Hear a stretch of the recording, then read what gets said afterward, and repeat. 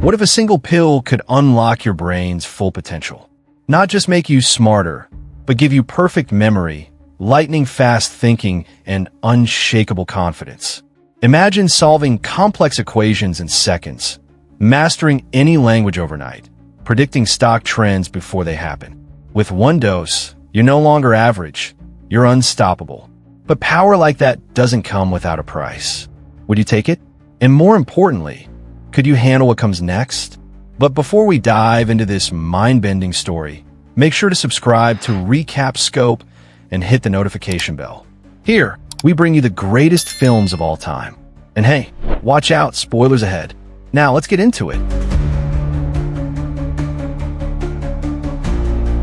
Eddie Mora is a struggling writer in New York City, living in a small, cluttered apartment and suffering from a crushing creative block.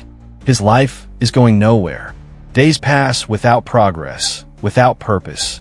His girlfriend, Lindy, has grown tired of his excuses and lack of ambition. In a final moment of frustration, she ends the relationship, leaving Eddie more alone and lost than ever. One day, while wandering the city aimlessly, Eddie runs into Vernon, his ex-brother-in-law.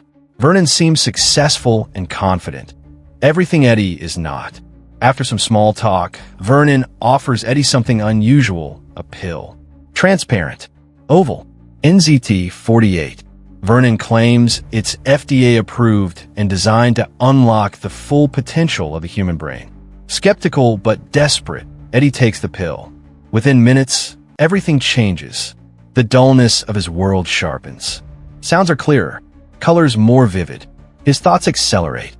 He recalls every book he's ever read, every conversation he's ever had. Suddenly, he understands complex theories, solves problems instantly, and sees connections where there were none before. On that first day, he helps his landlord's wife with a dense legal paper, sleeps with her, deep cleans his disaster of an apartment, and, in a burst of clarity and energy, outlines and writes dozens of pages of his long, stagnant novel. He walks the streets differently now, with purpose. Every detail around him feeds his expanding mind. From snippets of conversation to patterns in traffic, Eddie feels like he can see the operating code of the world. Now driven and inspired, Eddie visits Vernon again, demanding more of the miraculous drug. But Vernon is jumpy, nervous. He avoids Eddie's questions, gives vague answers. Before Eddie can get more information, Vernon sends him out to run some errands. When he returns, Vernon is dead, brutally murdered. The apartment is ransacked, but Eddie searches frantically and finds Vernon's hidden stash of NZT. Armed with dozens of pills, Eddie begins a new chapter. He finishes his book in record time, signs a deal, and receives an advance. But Eddie isn't content with just being a successful author. He starts to wonder, what else can he accomplish? With only a few $1,000s to his name, Eddie approaches Gennady, a shady Russian loan shark, and borrows $100,000. He dives into the stock market, using his heightened cognitive abilities to absorb data, detect trends, and make lightning-fast decisions. Within days, he doubles his investment. In weeks, he's making headlines. His wealth grows exponentially. He moves into a penthouse, buys designer suits, and resumes his relationship with Lindy, who is shocked by his transformation. He learns languages effortlessly, masters instruments, and begins appearing in upscale circles. He attends elite parties, gains influence, and becomes a media fascination. But beneath the glamour, he keeps taking NZT. His rapid rise catches the attention of Carl Van Loon, a ruthless finance mogul who invites Eddie to a private meeting. Van Loon is impressed but cautious. He gives Eddie a test, advise him on a complicated corporate merger with Hank Atwood's company. Eddie's analysis is brilliant.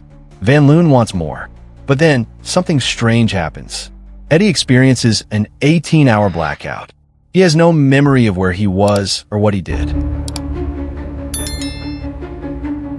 When he sees a news report about a woman found murdered in a hotel room, his blood runs cold. He remembers being with her, brief flashes, images. Did he do it? Was it the drug?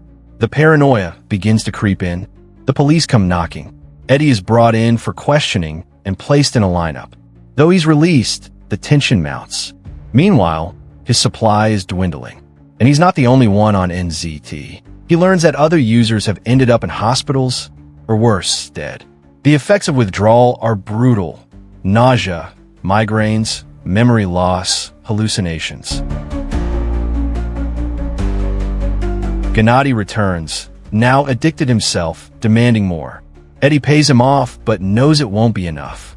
He and Lindy are also being followed by a man in a trench coat, silent, relentless. During one terrifying chase, Lindy must take a pill herself to escape her pursuer in Central Park. Energized and alert, she evades him in a tense pursuit through crowds and snow-covered trees. Shaken, she tells Eddie she can't stay with him while he's on the drug. Eddie knows she's right. He needs control. Using the last of his stash, Eddie establishes a plan. He hires a lab to reverse engineer NZT, an attorney to keep the police at bay, and bodyguards for protection. He begins monitoring everything, his sleep, his nutrition, his dosages, to avoid side effects. For a while it works. He's sharper than ever, but the threats grow. Just before the major merger deal is finalized, Hank Atwood collapses. He's in a coma, and Eddie recognizes the signs. He, too, was on NZT. Eddie notices that Atwood's driver is the same man in the trench coat who's been tailing him. The pieces fall into place. Atwood was trying to monopolize the NZT supply. During a critical meeting, Eddie begins to feel the effects of withdrawal. He's weak, sweating, unfocused. He stumbles through the session, excusing himself. Returning home, he finds a parcel waiting. Inside, the severed hands of his two bodyguards. The door bursts open. Gennady storms in wild-eyed, high on NZT, wielding a knife. He found out that injecting the drug into his bloodstream prolongs its effects. He demands more, mocking Eddie. There's nothing left.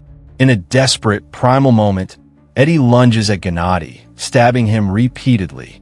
As the blood spills, Eddie sees his only chance. He drinks the blood to absorb the NZT.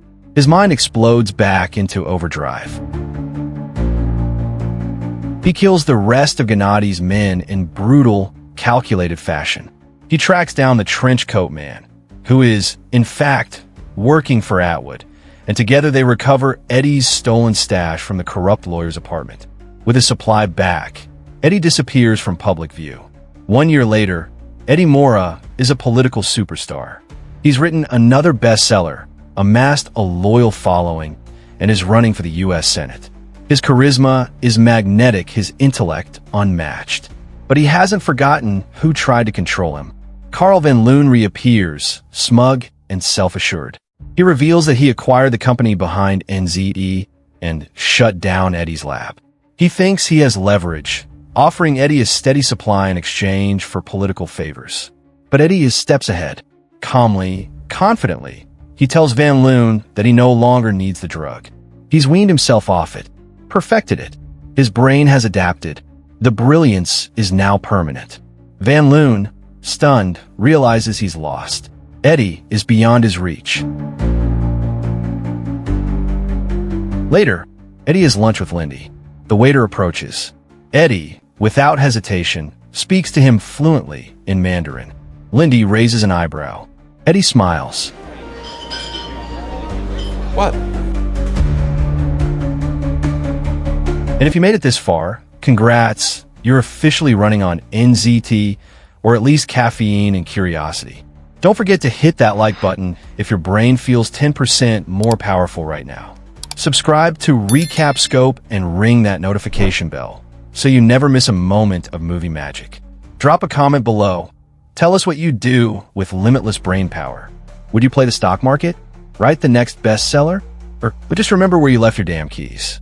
Welcome to the Recap Scope family, where spoilers are plenty and popcorn is mandatory. Until the next video, stay sharp, stay curious. And hey, maybe skip the shady pills. See you.